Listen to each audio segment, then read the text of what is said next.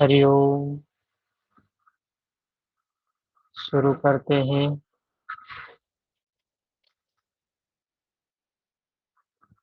महर्षि पतंजलि के लिए लिखे गए प्रार्थना के साथ में। हरिओम सर।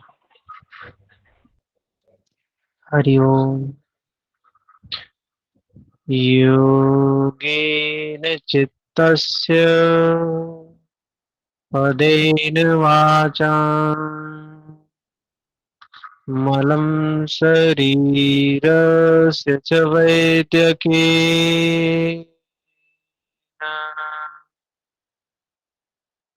योपाकरोत्तम् प्रवरं मुनीनां पतञ्जलिं प्राञ्जलिरानतोऽस्मि।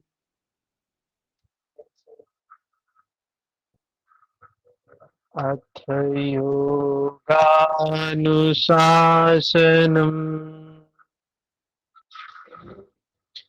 योगश्चित्तवृत्तिनिरोधः। योग सूत्र महर्षि पतंजलि क्यों बताते हैं? मनुष्य को सभी दुखों से मुक्त करने का उपाय बताया गया है। यहाँ पर संपूर्ण मानव जाति के कल्याण के लिए महर्षि पतंजलि योग सूत्र दे रहे हैं। इस सूत्र को धारण आपकी करके आवाज नहीं आ रही है, बिल्कुल जरा सी आ रही है। सभी को नहीं, ऐसा बिल्कुल है क्या? ठीक है। नहीं नहीं, क्लियर है बिल्कुल सर। ठीक है। अच्छी है, काफी बढ़िया है। अच्छी है। हाँ, आपको ही सिर्फ है दिक्कत, बाकी सारे लोगों को ठीक है।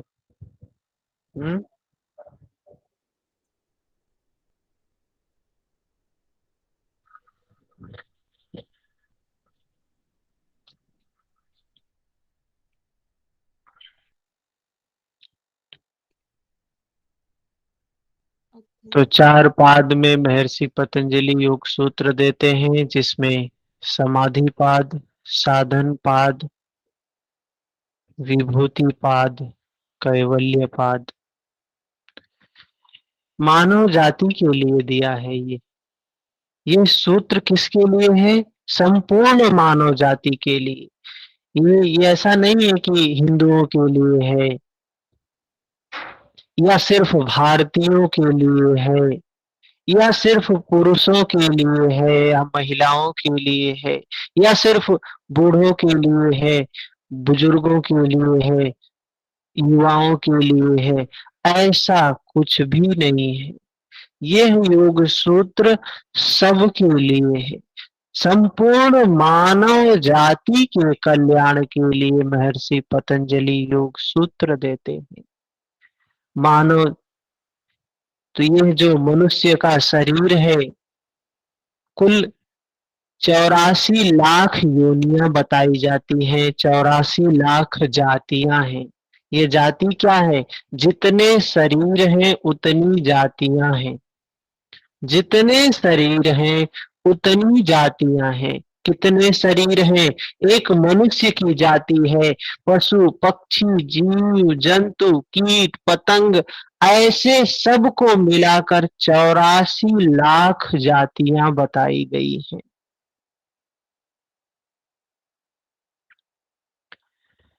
तो सभी 84 लाख जातियों के लिए योग सूत्र नहीं बताया है महर्षि ने। किसके लिए बताया है? सिर्फ मनुष्य के लिए बताया है।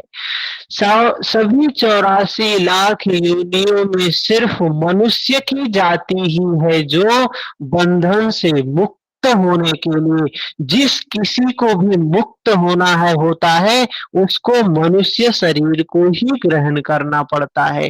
कोई और शरीर में कोई मुक्त नहीं हो सकता है। देवी देवता भी नहीं मुक्त हो सकते हैं, उनको भी मुक्ति प्राप्त करने के लिए मनुष्य का शरीर ग्रहण करना ही पड़ता है। यही कहा गया, यह मनुष्य का शरीर हमको उस ब्रह्म तक पहुंचाता है। यही मनुष्य का शरीर हमको नीच से नीच योनियों तक ले जाता है। यही मनुष्य का ही शरीर है। तो इस शरीर को कहते हैं कर्म योनि है। बाकी जितनी जातियां हैं, बाकी जितने शरीर हैं, उनको बताया गया है ये सब भोग योनि है। अब कोई जीव जंतु पशु पक्षी जितने भी हैं, ये कितना भी धर्मी हो जाएं, कितना भी धर्म का पालन करने लगे, शेर कितना भी शाकाहारी हो जाए, लेकिन मुक्त नहीं हो जाएगा वो। पशु पक्षी कितना भी भजन करने लगे, कितना भी नाम जपने लगे, लेकिन मुक्त नहीं हो सकते हैं। मुक्ति का विधान सिर्फ इसी शरीर को प्राप्त है, मनुष्य शरीर को प्राप्त है। तो बड़े भाग मानुष तन पावा, ऐसा भजन भी है। बड़े भाग्य से मिलता है मनुष्य का तन, और अगर हम इसको ऐसे ही गंवा दें तो हमसे ज्यादा मूढ़ व्यक्ति कोई है ही नहीं।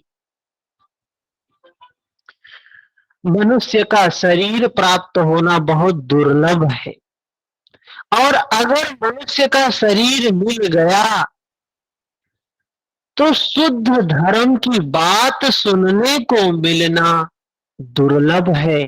कितने मनुष्य हैं दुनिया में, लेकिन किसको भगवान कृष्ण की बातें, महर्षि पतंजलि की बातें, भगवान बुद्ध की बातें, भगवान महावीर की बातें, या भगवान ईसा मसीह की बातें, इन लोगों की बातें कितने लोगों को सुनने को मिलती हैं? और मिलती भी है तो उल्टी पुल्टी तरीके से मिलती है। जिस वे में कहा गया है, जिस भाव में कहा गया है, उस भाव में हम सुन ही नहीं पाते हैं, समझ ही नहीं पाते हैं। तो शुद्ध रूप में सुनने को मिल जाए धर्म, बहुत कल्याण की बात है, बहुत सौभाग्य की बात है। कहते हैं मनुष्य जीवन का लक्ष्य है। कितने लक्ष्य बताए गए हैं मनुष्य शरीर के? तो 4 लक्ष्य बताए गए हैं, जिसको पुरुषार्थ चतुष्टय कहा गया है। हमारे जीवन का 4 लक्ष्य है। पहला लक्ष्य है धर्म। जीवन का सबसे पहला लक्ष्य क्या है? धर्म है। दूसरा लक्ष्य है अर्थ, तीसरा लक्ष्य है काम, चौथा लक्ष्य है मुक्ति। धर्म, अर्थ, काम, मोक्ष, यह हमारे जीवन के 4 लक्ष्य हैं। अंतिम लक्ष्य है मुक्ति, पहला है धर्म। धर्म के आधार पर अर्थ अर्जित करना, अर्थ के आधार पर अपनी कामनाओं को पूरा करना, अपनी कामनाओं को पूरा करके क्या हो जाना है? मुक्त हो जाना है। इसके लिए हमारे विद्वानों ने, ऋषियों ने, मुनियों ने, संतों ने अपने इस जीवन को 4 भागों में डिवाइड कर दिया। क्या बताया कि 25 साल तक, शुरुआती 25 साल तक हमको क्या करना चाहिए? धर्म का अनुष्ठान करना चाहिए, धर्म का पालन करना चाहिए। और 25 से 50 के बीच में क्या है?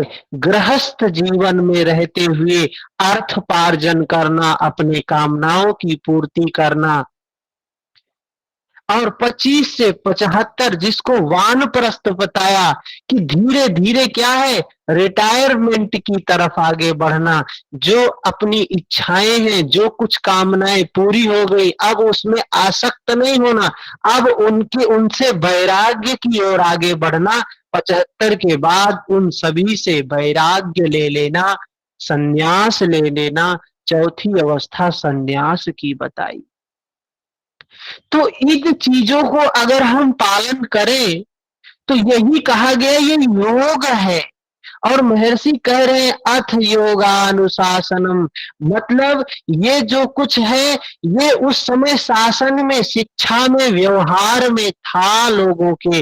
लोग इसको जीवन में जीते थे, लोग इसका अनुसरण करते थे।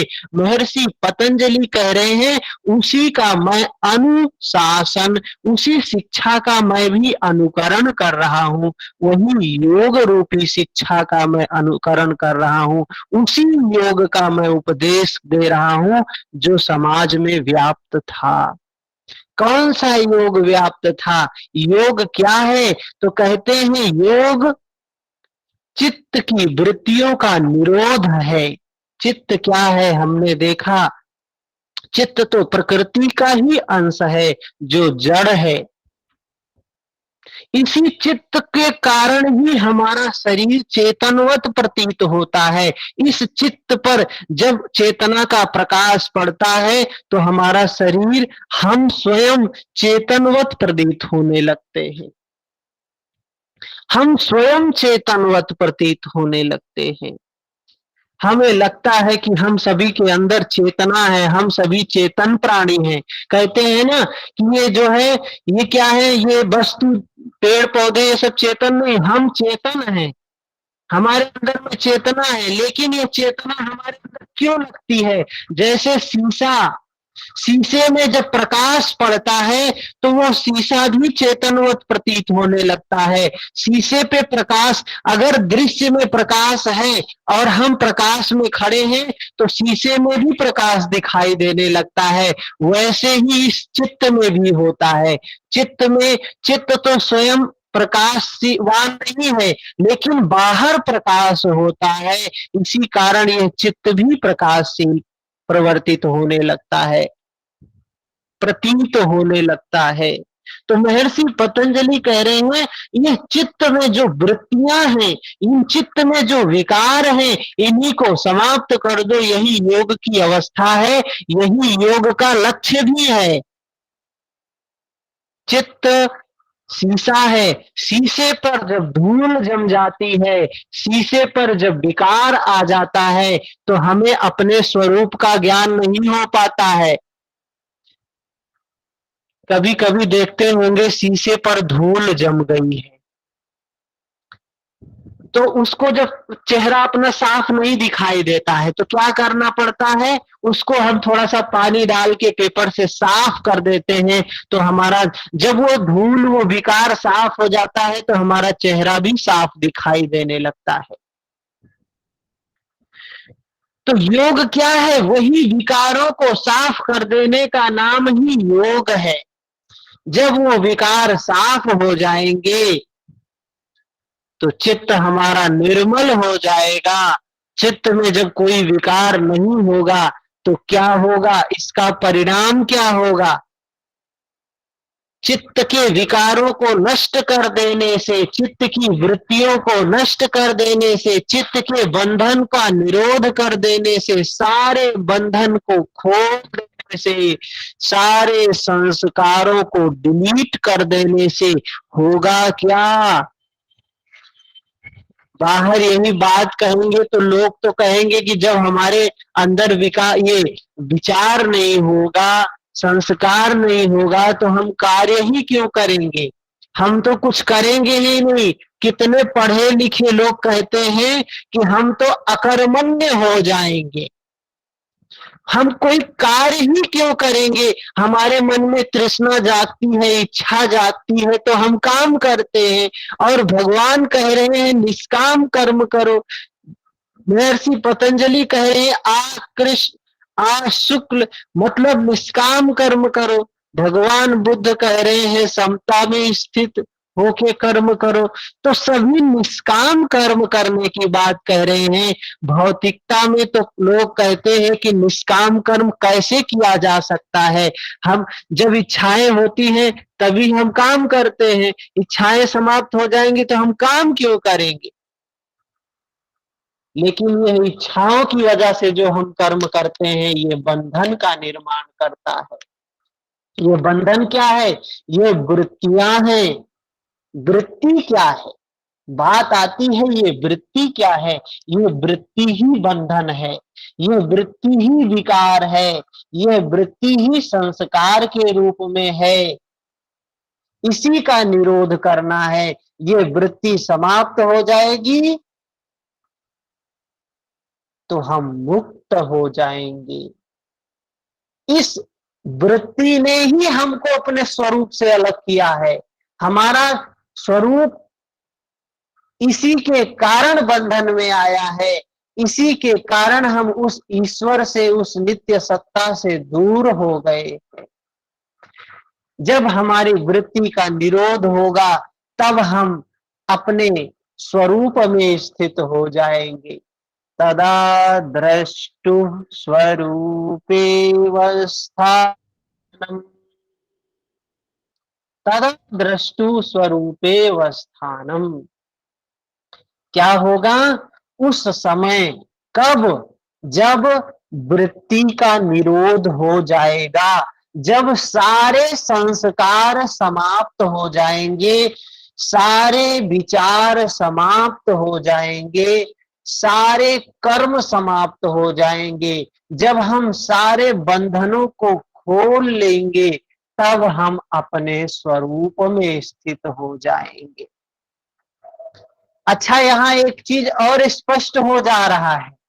द्रष्टा, द्रष्टु, तब कौन, प्रश्न ये उठता है कि कौन अपने स्वरूप में स्थित होगा? द्रष्टु अपने स्वरूप में स्थित होगा, द्रष्टा अपने स्वरूप में स्थित होगा। ये द्रष्टा कौन है? द्रष्टा कौन है? साधक है, जो साधना करने वाला है, जिसको भगवान बुद्ध कहते हैं भिक्षु है। महर्षि पतंजलि या तमाम लोग कहते हैं साधक है, जिसको कहते हैं संत है। ये अभी हम लोग क्या हैं? हम लोग क्या हैं? हम लोग साधक हैं? हम लोग भिक्षु हैं? हम लोग संत हैं? तो नहीं, अभी हम लोग साधक नहीं हैं, हम लोग भोक्ता भाव में हैं। साधक वो है जो दृष्टा भाव में हो, जो साक्षी भाव में हो, जो वीतराग की अवस्था में हो, जो संता में हो, वो संत है। उसको कहा गया है, जो उस मार्ग पर चल रहा है उसको कहा गया दृष्टा। और वो दृष्टा अपने स्वरूप में स्थित हो जाएगा। कब अपने स्वरूप में स्थित होगा? जब उसके सारे विकार समाप्त हो जाएंगे। तो सारे विकार किसके समाप्त हो जाएंगे? जो उस पर चलेगा उसी के समाप्त होंगे। जब दृष्टा उस मार्ग का अनुसरण कर रहा है, दृष्टा भाव में जो स्थित है, अभी हम लोग किस भाव में स्थित हैं? साक्षी भाव में स्थित नहीं है, दृष्टा भाव में स्थित नहीं है। अभी हम लोग भोक्ता भाव में स्थित हैं। हम चीजों को भोग रहे हैं। कहते हैं देखते देखते भोगत भोगत, क्या है? भोगते भोगते बंधन बंधते जाएं और देखते देखते गांठें खुलती जाएं। जब हम देखते हैं, जब हम दृष्टा भाव में होते हैं तो एक एक बंधन खुलते चले जाते हैं। जब हम भोगते हैं तो एक एक नया नया बंधन बंधता चला जाता है। तो महर्षि पतंजलि कह रहे हैं वो दृष्टा, दृष्टा का मतलब वो साधक अपने स्वरूप में स्थित हो जाता है। उसका स्वरूप जो होगा शुद्ध है। वो दृष्टा दृशी मात्रा शुद्धो अपि शुद्ध है दृष्टा। जब सारे बंधन खुल गए तो शुद्ध हो गया। जब तक बंधन है तब तक हम क्या है, शुद्ध नहीं है। तब तक हम, जब तक बंधन है तब तक विकार है। और मुक्त होगा कौन, ये दृष्टा ही मुक्त हो सकता है, भोक्ता कभी मुक्त नहीं हो सकता है। हम कितना भी बढ़िया भजन करें, कितना भी बढ़िया योग का अभ्यास करें, लेकिन जब तक दृष्टा भाव में स्थित नहीं होंगे तब तक मुक्त नहीं हो सकते हैं। वृत्तियों का निरोध होने का जो माध्यम है वो क्या है, दृष्टा भाव में स्थित होना। इसी हम जो साधना करते हैं वो दृष्टा भाव में स्थित होने का ही अभ्यास करते हैं। हम मेडिटेशन करते हैं तो क्या करते हैं, बैठ जाते हैं और क्या है, जो कुछ भी हो रहा है तत्र प्रत्यय एकता नता ध्यानम, वो जैसा कुछ जो कुछ भी हो रहा है इस 3.5 हाथ काया में, उसको सिर्फ क्या करते हैं, उसका दर्शन करते हैं। दर्द हो रहा है तो रोते नहीं हैं, अच्छा लग रहा है तो हंसते नहीं हैं, खुशियां नहीं मनाते हैं, सिर्फ और सिर्फ साक्षी भाव से, दृष्टा भाव से बैठकर देखते हैं।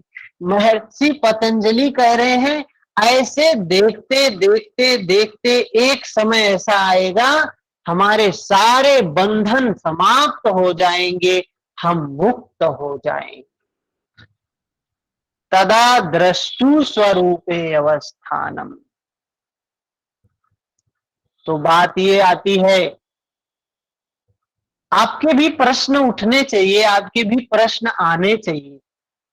प्रश्न ये उठता है कि जब मुक्ति का लाभ सिर्फ दृष्टा को प्राप्त होता है, दृष्टा वो है जो साधना कर रहा है, जो साधक है, जो भिक्षु है, जो संत है, जो ऋषि है, जो समता में स्थित है, वही सिर्फ मुक्ति को प्राप्त होता है।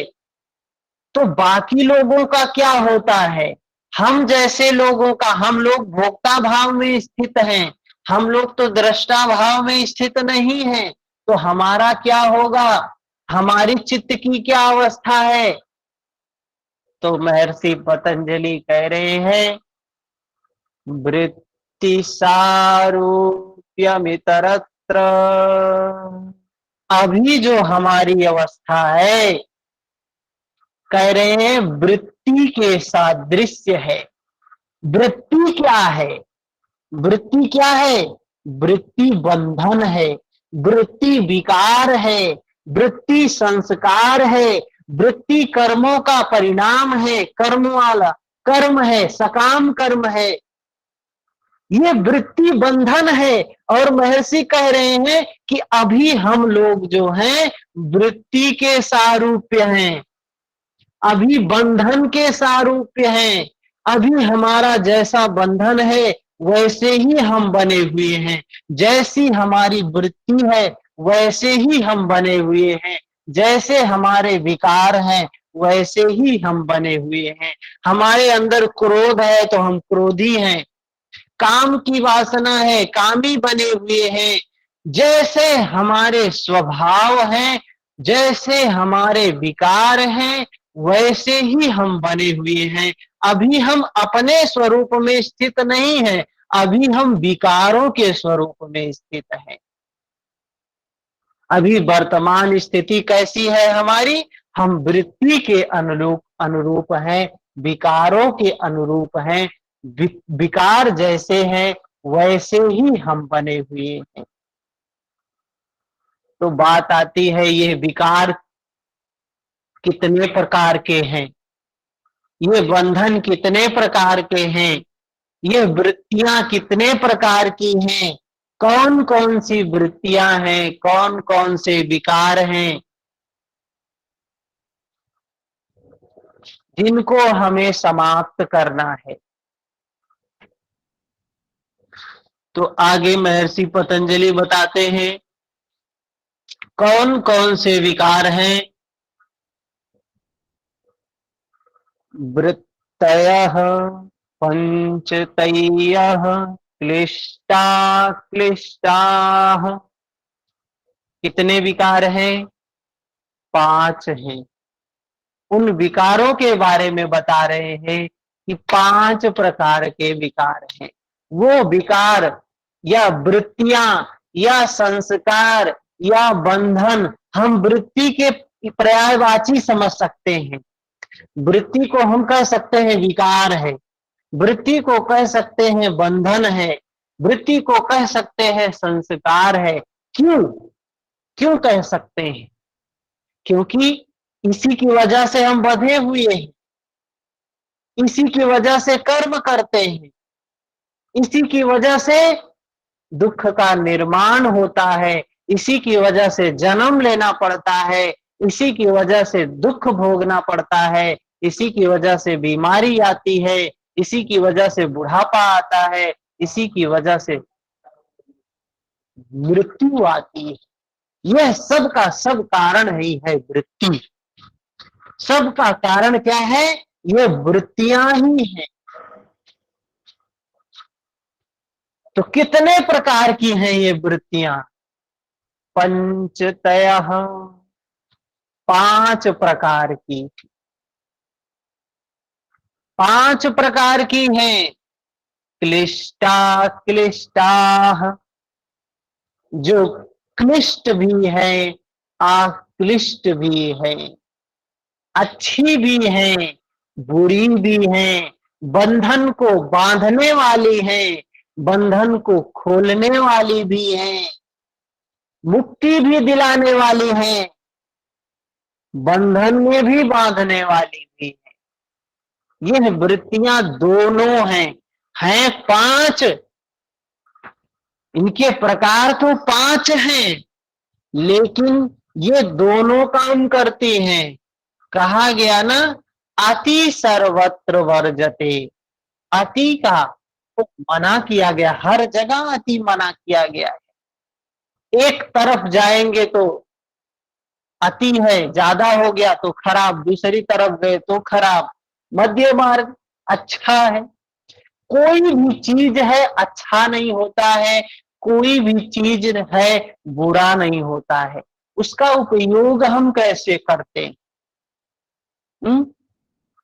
ये विकार है। जैसे भगवत गीता में हमने देखा 2 पक्ष हैं। एक धृतराष्ट्र के पुत्रों की सेना है, एक पांडु के पुत्रों की सेना है।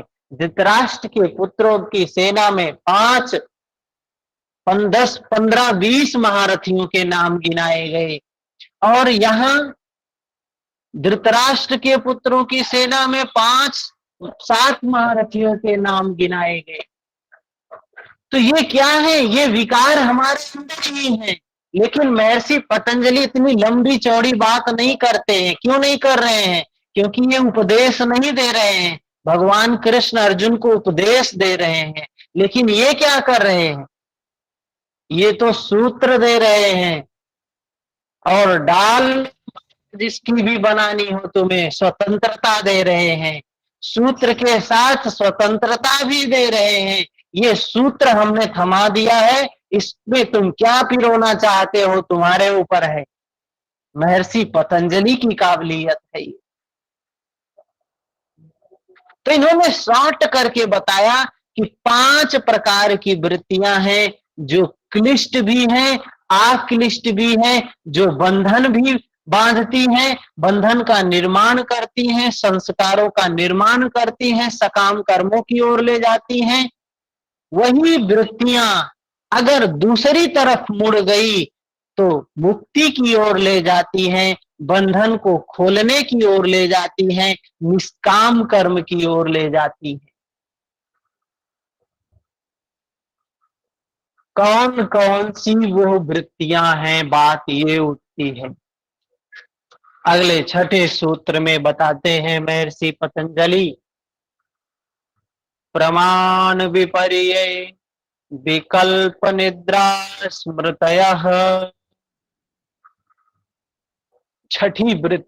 छठे सूत्र में महर्षि पतंजलि कह रहे हैं प्रमाण, विपर्यय, विकल्प, निद्रा, स्मृतयः, 5 प्रकार की वृत्तियां हैं। 5 हमारी इंद्रियां हैं, आंख, कान, नाक, जीभ, त्वचा। इन पांचों से इन पांचों का कोई लेना देना नहीं है।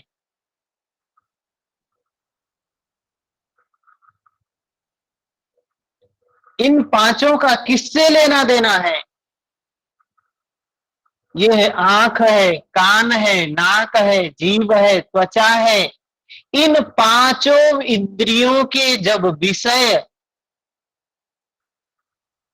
चाहे आंख रूप से टकराए, चाहे कान शब्द से टकराए, चाहे नाक गंध से टकराए, चाहे जीभ स्वाद से टकराए, चाहे त्वचा वातावरण से टकराए, स्पर्श से टकराए, इन सब में ही तरंग उत्पन्न होगी, हलचल उत्पन्न होगी। गिटार में देखते हैं 3, 4, 5 तार होते हैं कि नहीं होते? किसी भी तार को छुएंगे उसमें से एक तरंग उत्पन्न होगी, एक नाद उत्पन्न होगी, एक ध्वनि उत्पन्न होती है। किसी भी तार को छेड़ेंगे तो एक ध्वनि उत्पन्न होगी। ऐसे ही ये हमारी इंद्रियां जब विषयों से टकराती हैं तो एक नाद उत्पन्न होती है, और उस नाद में हम तृष्णा उत्पन्न करते हैं, तो वहीं से संस्कार का निर्माण शुरू हो जाता है। महर्षि पतंजलि बिल्कुल अंदर की बात, साधना की बात कर रहे हैं। ये तो हमने गिटार का तार का वो एक उदाहरण लिया कि 5 तार होते हैं, हम किसी को छेड़ते हैं तो वहां से एक विशेष प्रकार की ध्वनि उत्पन्न होती है। पांचों तारों को छुएंगे तो सबसे अलग अलग प्रकार की ध्वनि उत्पन्न होगी। ऐसे ही हमारे इन इंद्रियों से जब विषयों का संपर्क होता है, इनसे भी ध्वनि उत्पन्न होती, जिसको कहा गया नाद। एक तरंग उत्पन्न होती है। वो तरंग होती तो तरंग ही है। अब यहां बता रहे हैं 5 ऐसे ही ये प्रकार के संस्कार निर्मित होते हैं। और ये तरंग से क्या बनता है? संस्कार बनता है, आगे चल के संस्कार निर्मित होता है। संस्कार बंधन बनाता है। संस्कार से जन्म प्राप्त होता है, दुख प्राप्त होता है, भोग प्राप्त होता है। तो ये पांचों वृत्तियों को हमको समझना चाहिए। पहली वृत्ति क्या कह रहे हैं? प्रत्यक्षानुमानानि।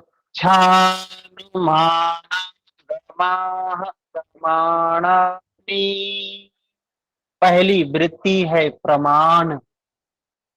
मतलब कहें तो पहला बंधन है प्रमाण, पहला विकार है प्रमाण, पहला संस्कार है प्रमाण।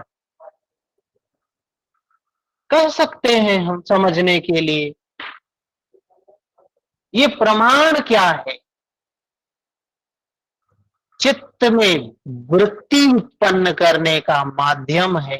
भाई वृत्ति है ना, और इसका निरोध करने के लिए महर्षि कह रहे हैं कि इस वृत्ति का निरोध करना मतलब प्रमाण का भी निरोध करना है।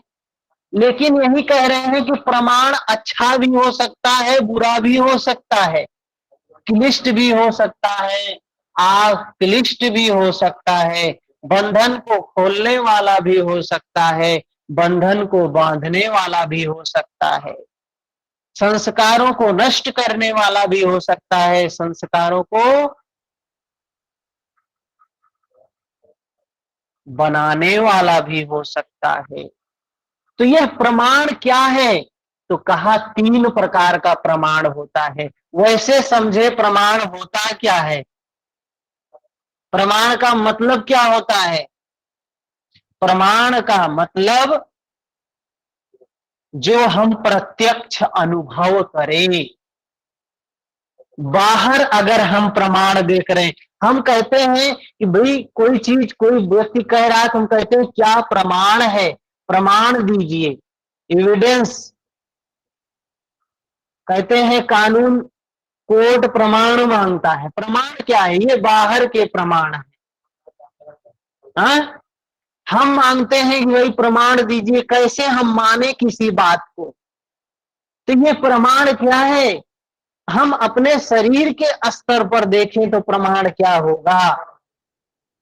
प्रमाण का मतलब हम बाहर बाहर जब इंद्रियां हमारी बाहर प्रमाण को खोज रही हैं, सच्चाई का दर्शन, सत्य का ज्ञान, क्या कह रहे हैं?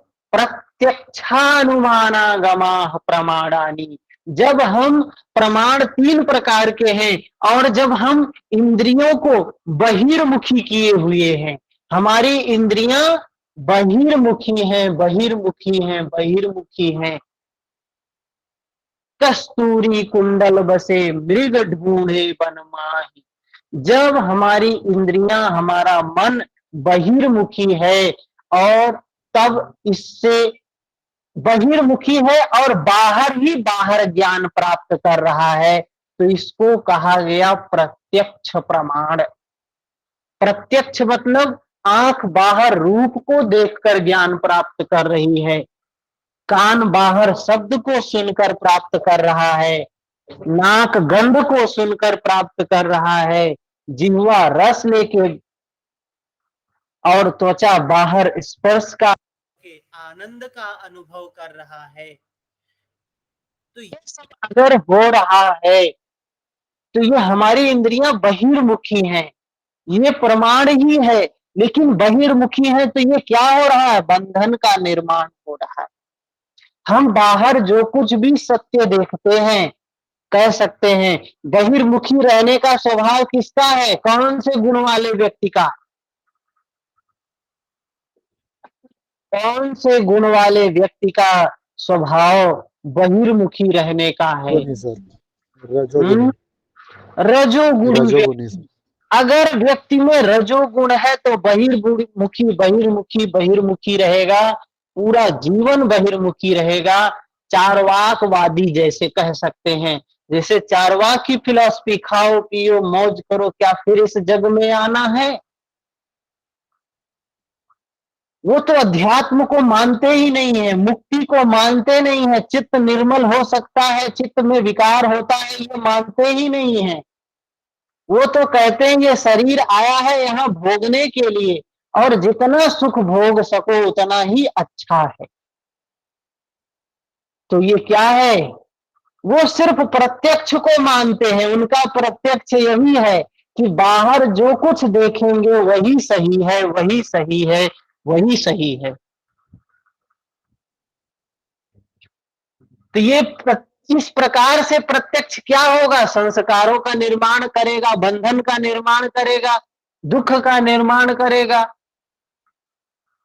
कोई भी भौतिकतावादी व्यक्ति सुखी रहा है? देखने में तो सुखी लगता है। हम देखते हैं अरे कितनी बड़ी गाड़ी से चल रहा है, कितना बड़ा घर बनाया है, कितना अच्छा कपड़ा पहना है, कितने अच्छे गहने पहने हैं, लेकिन उसके चित्त में हम कभी देख ही नहीं पाते क्योंकि हमारी दृष्टि ही वहां तक नहीं है, हमारी क्षमता ही नहीं कि उसके अंदर में हम झांक के देख सके। हम बाहर ही बाहर देखते हैं, बाहर ही बाहर विश्वास करते हैं। जिसकी दृष्टि बाहर देखने की है, जिसकी दृष्टि बाहर को ही समझने में है, वो प्रत्यक्ष ही तो है, लेकिन वो बंधन का निर्माण करने वाला है, दुख का निर्माण करने वाला है। क्या कहावत एक कही गई है, जो बाहर दिखता है वो होता नहीं है, जो होता है वो दिखता नहीं है, सच्चाई का उल्टा दिखाई देता है बाहर। तो हम उल्टा ही देख रहे हैं, उल्टा ही व्यवहार कर रहे हैं, तो दुख का निर्माण होना तो स्वाभाविक है, बंधन का निर्माण होना तो स्वाभाविक है।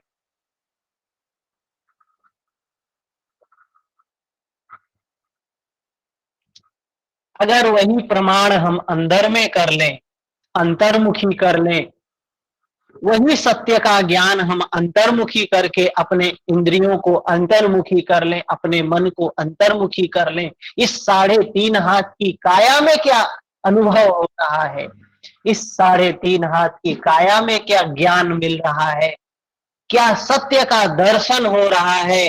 अगर वही इंद्रियां अंतर्मुखी हो गई तो हमारे विकारों को खोलने में सहायक हो जाती हैं, हमारे बंधन को नष्ट करने में, खोलने में सहायक हो जाती हैं, हमारे संस्कारों को समाप्त करने में सहायक हो जाती है। तो प्रत्यक्ष की बात आप सबको समझ में आई होगी। जब हमारी इंद्री बहिर्मुखी तो प्रत्यक्ष है लेकिन क्लिष्ट है, जब अंतर्मुखी हो गई तो प्रत्यक्ष है, आक्लिष्ट है। वृत्ति दोनों जगह निर्माण होगी, बाहर मुखी है तो संस्कार का निर्माण होगा, अंतर्मुखी है संस्कार को समाप्त करने वाली वृत्ति का निर्माण होगा। वृत्तियां दोनों ही हैं, तरंगे दोनों ही हैं। इसके बाद दूसरा प्रमाण बताया अनुमान। प्रत्यक्ष क्या है, समझ में आ गया सभी को। प्रत्यक्ष जो हमने अनुभव किया, अभी के अभी अनुभव किया, सत्य का जो दर्शन किया, बाहर किया तो क्लिष्ट, अंदर किया तो अक्लिष्ट। किसी का प्रश्न है यहाँ पे तो बताइए। भैया हम्म हाँ, ये जो अभी प्रमाण की बात हुई, प्रत्यक्ष है, तो ऐसे ही मेरे हम्म अभी मन में एक भाव आया कि हम्म जैसे प्रत्यक्ष जो दर्शन होता है उसके कारण क्लिष्ट और अक्लिष्ट वृत्तियां निर्माण होती हैं। हाँ, हम्म तो एक उदाहरण से मैं बता रही हूँ। जैसे हम्म मैंने एक गुलाब के फूल को देखा। हाँ, हम्म खिला हुआ गुलाब है, सुंदर रंग है, लाल गुलाब है, पीला गुलाब है। हाँ, उसको देख हम्म के एक उसके प्रति आकर्षण हुआ। हाँ, उसको हम्म उसके प्रति मेरा राग पैदा हुआ। उसको मन किया कि उसको मैं तोड़ लूं। उसको तोड़ने का मन किया, उसके प्रति हमारा राग उत्पन्न हुआ। तो वो एक वृत्ति निर्माण हुआ उससे, एक संस्कार निर्माण हुआ।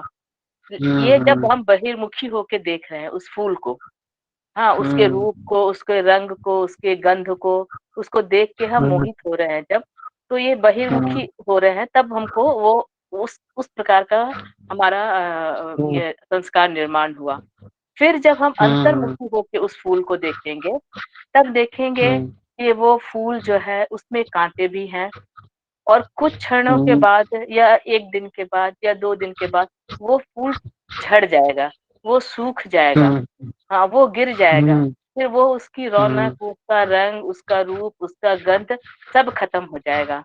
तो उसको अगर हम अपने जीवन से तुलना करें कि ये जो हमारा रूप है, रंग है, ये जो जीवन हम जी रहे हैं, प्रत्यक्ष तो दिख रहा है कि हम बहुत सुख प्राप्त कर रहे हैं, बहुत जीवन में रंग है, धन है, यौवन है, अच्छे-अच्छे सब दृश्य है। लेकिन जब अंतर्मुखी होते हैं, तब तो लगता है कि ये तो सब कुछ दिनों का है। तो यही तो प्रत्यक्ष है। प्रत्यक्ष अगर उस रूप में देखते हैं बहिर्मुखी होके, तब तो वो संस्कार निर्माण होगा। अगर हम उसको अंतर्मुखी होके देखते हैं, एक फूल से उदाहरण लिए हम, तो फिर हमको लगता बिल्कुल है ना, बिल्कुल जैसे आपका क्षणभंगुर है। मैं कहना आपका समझ गया, बिल्कुल आपका जो कहना है ये जहां भाव तक मेरे मन में आया अभी एक ऐसे ही आपका सुनते-सुनते। ठीक है, सही है, बात आपकी बिल्कुल सही है।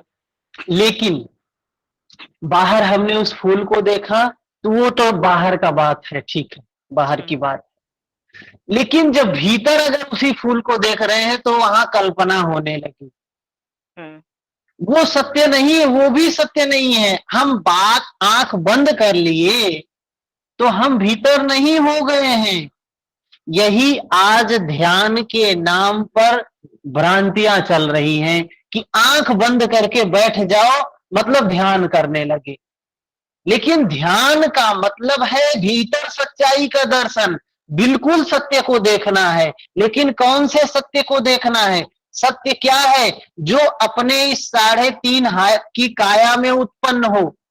और हम सत्य क्या देखते हैं? हर क्षण ये शरीर बदल रहा है, हर क्षण ये परिवर्तन हो रहा है। भाई नन्हा सा बच्चा छोटा सा जन्म लेता है, हर क्षण परिवर्तित होते होते होते होते हमको पता है। हम आज अगर 20 साल पहले की अपनी फोटो देखें और आज की फोटो देखें तो वहां से यहां हम कैसे पहुंच गए हमको खुद नहीं पता चला। क्यों नहीं पता चला? क्योंकि हम होश में नहीं है। परिवर्तन हर क्षण हो रहा है, उस प्रकृति के परिवर्तन को हम जान नहीं पा रहे हैं।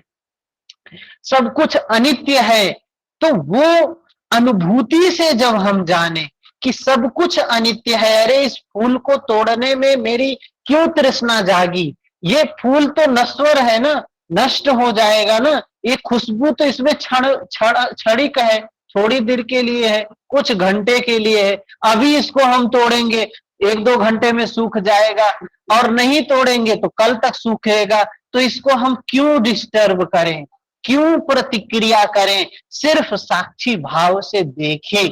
देखने के लिए मन में आया ही नहीं, हमको प्रतिक्रिया नहीं करनी चाहिए। जो कुछ भी है उसको साक्षी भाव से देख सकते हैं। कल्पना करने की बात नहीं है कि आंख बंद कर लिए अंदर में कल्पना करने लगे कि बाहर जो कुछ है वो अनित्य है, नश्वर है, क्षणभंगुर है, नष्ट हो जाएगा। तो ये क्या हो गया?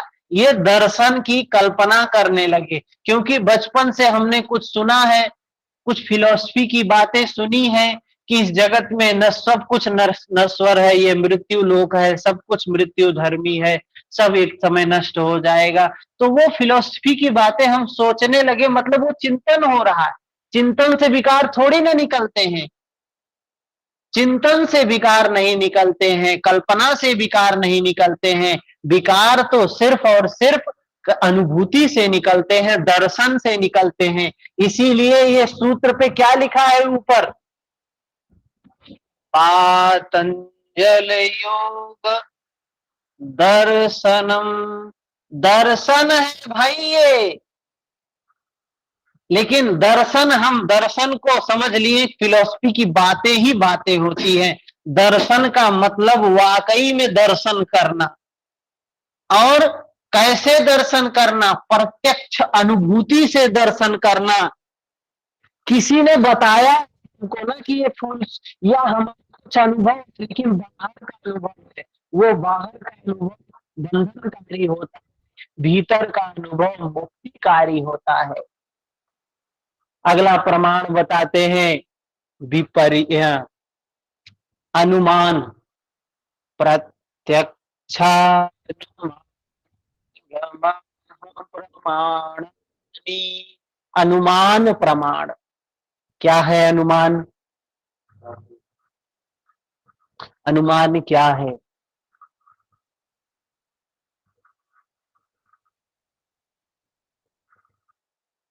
हमने कुछ देखा है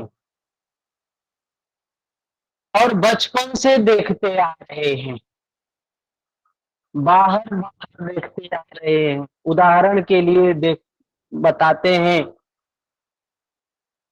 कि धुआं दिखाई दे रहा है तो हम अग्नि को वहां मान लेते हैं, अनुमान लगाते हैं कि वहां आग लगी हुई है। अब इस समय जैसे बारिश हमारे यहाँ नहीं हो रही है, हमारे यहाँ बारिश नहीं हो रही है, लेकिन गंगा जी के किनारे जाते हैं तो देखते हैं गंगा जी एकदम भरी हुई है, पूरा उफान पर है। तो हम क्या अनुमान करेंगे यहाँ कि यहाँ बारिश तो नहीं हुई है, लेकिन वहां बारिश हुई है जहां से ये पानी आ रहा है। मतलब पहाड़ों पर बारिश हुई है, उत्तराखंड में बारिश हुई है, इसलिए हिमालय पर बारिश हुई है, इसलिए ये पानी अधिक मात्रा में आ रहा है। ये अनुमान लगाएंगे, हम देख नहीं रहे यहां से, लेकिन अनुमान लगाएंगे, किसी चीज को देखकर अनुमान लगा लेते हैं। क्या है ये? ये भी प्रमाण है, लेकिन अनुमान प्रमाण है। बहिर्मुखी है, बाहर के चीजों पर अनुमान लगा रहे हैं तो बंधनकारी ही बंधनकारी है। बाहर देख रहे हैं, बाहर अनुभव कर रहे हैं, लेकिन वही अनुभूति भीतर हो जाए, भीतर उसी सच्चाई की अनुभूति हो जाए। क्या है सत्य? क्या है सत्य? है कि सब कुछ परिवर्तनशील है, सब कुछ अनित्य है, सब कुछ परिवर्तनशील है। प्रकृति का धर्म है भाव परिवर्तन, परिवर्तन, परिवर्तन।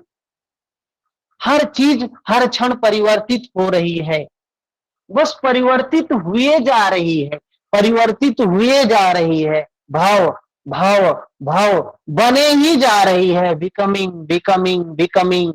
हर क्षण बने जा रही है, बने जा रही है, बने जा रही है।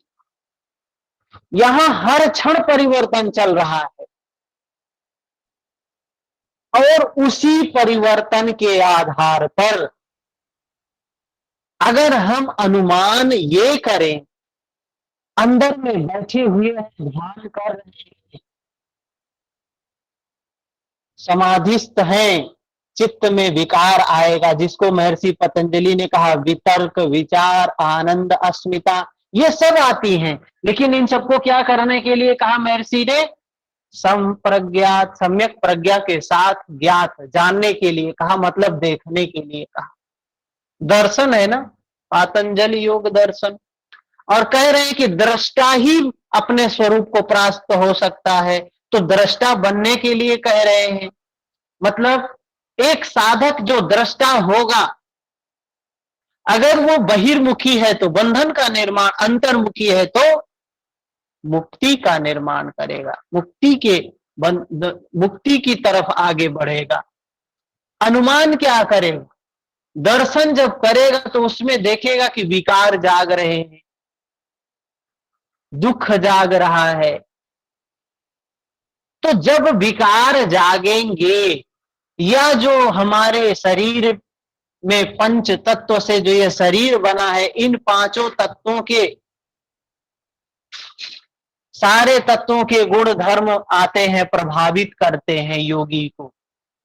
है पृथ्वी तत्व आएगी, भारी होना, हल्कापन होना। जल तत्व आएगा, शरीर को जैसे लगेगा जकड़न जैसे हो गया। वायु तत्व आएगा, शरीर में हलन चलन होने लगता है।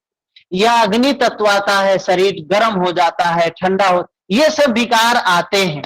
लेकिन अगर साधक प्रत्यक्ष उसका अनुभव कर रहा है, प्रत्यक्ष मतलब अंतर्मुखी होकर ध्यानस्थ है, तो वो देखेगा कि जो कुछ आएगा तो वो क्या अनुमान करेगा कि भाई ये परिवर्तित होने वाला है, ये परिवर्तित होगा। तो जो अभी हमें दुख लग रहा है, जो अभी हमें गर्मी लग रही है, जो हमें अभी पीड़ा लग रहा है, ये बदलेगा।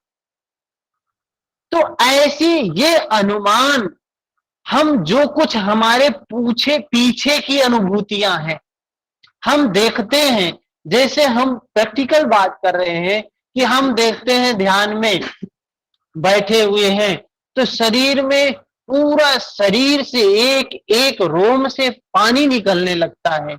एक एक रोम में जैसे लगता है कि बहुत तीव्र प्रकार की दर्द है, पूरे जॉइंट्स में पेन है। लेकिन देखते ही देखते थोड़ी देर में शरीर हल्का भी हो जाता है।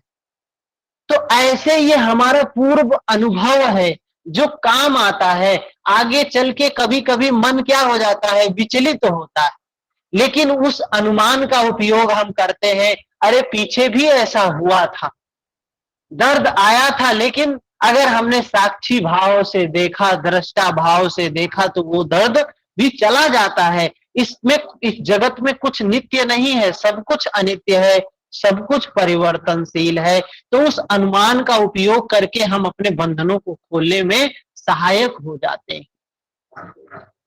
और बाहर क्या अनुमान लगाते हैं?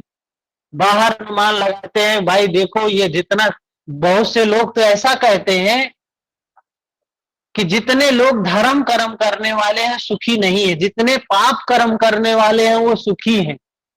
क्या उनका ये अनुमान सही है?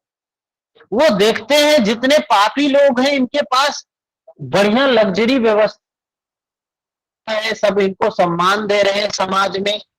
जो धार्मिक लोग हैं, जो पुण्य करने वाले हैं, इनको कोई पूछता ही नहीं है। इनके पास खाने के लिए नहीं है, रहने के लिए नहीं, कपड़ा पहनने के लिए नहीं है, तो क्या जरूरत है धर्म कर्म करने की? पाप कर्म करो ना, यही सबसे अच्छा है। तो ये अनुमान दूसरों को देख कर लगाते हैं, क्या सही है ये? उदाहरण के लिए ये बातें बताया। तो ये बंधन का हम निर्माण करते हैं बाहर देखकर, बाहर देख के अध्यात्म को भी मानते हैं, लेकिन बाहर तो बाहर है, कुछ नहीं होता है उससे। कोई चंदन लगा लिया, चोटी रख लिया, पीला कपड़ा पहन लिया, रुद्राक्ष की माला पहन लिया, जनेऊ धारण कर लिया, क्या इससे कोई व्यक्ति मुक्त हो सकता है? कदापि नहीं हो सकता है, कोई सवाल ही नहीं उठता है। ऐसे तीसरा प्रमाण बताया आगम प्रमाण। आगम प्रमाण क्या है? जो हमारे ऋषियों ने, मुनियों ने, संतों ने देखा और उसको पुस्तकों में लिख दिया, उसको पढ़ के हम स्वीकार करते हैं, वो क्या है? आगम प्रमाण। ठीक है? ऋषियों की, मुनियों की, संतों की, महापुरुषों की जो वाणी है वो आगम है। ये तीन प्रकार के प्रमाण की बात महर्षि पतंजलि के द्वारा किया गया है। आज यही समाप्त करते हैं, कल सुबह मिलेंगे, आगे की चर्चा करेंगे इससे। ठीक है? सुबह में भगवत गीता की क्लास, शाम को योग सूत्र की क्लास। अभी सबको प्रणाम रिकॉर्डिंग मिल जाएगी। नमस्कार, हरिओम।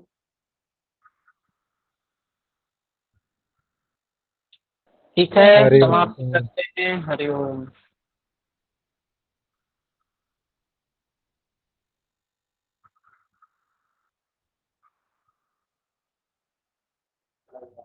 हरिओम पवन जी।